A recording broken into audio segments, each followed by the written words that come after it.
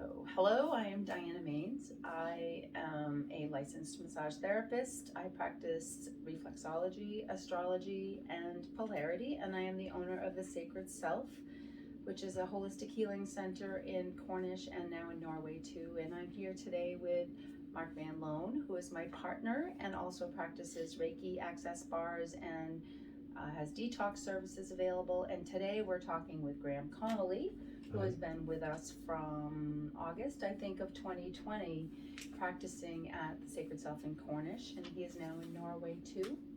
And he's going to tell us more today about what he does and how he got into it. Sure. Well, thank you for the invitation, Mark and Diana. So, those of you who don't know me, I am a former microchip designer and engineer for 30 plus years.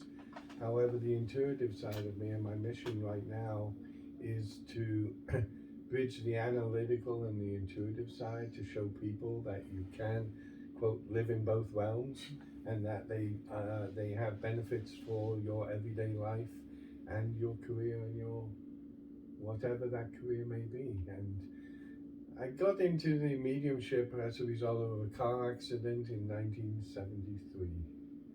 So way back when. 50 years ago. Yeah. Wow. So 50 years. 50 years ago, yeah, hard to believe. Yeah, many people watching this wouldn't have even been a twinkle in their parents' eyes at the time.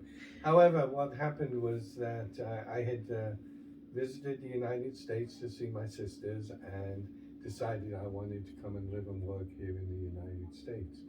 But when I went back from vacation in summer of 72, I had a dream of a car accident, and it included all the injuries. And 2 or 3 months later, boom, it happened. So that started getting me on, well, how did I know this? And because it was so close to all of the exact events. And that's what got me started. I was fortunate I had a mother as well, who was a Rosicrucian, and so she knew a bit about the Egyptology teachings, ancient mystical order of the Rosy Cross, but it's really then that I started thinking about it and started learning about metaphysics. And then through the years, I became a certified medium. I became a Reiki master. And then I started exploring shamanism. I became a shamanic practitioner with spirit passages every and alley. That must be over 15 years ago now, that 2-year training. So I did all of this at the same time as designing microchips.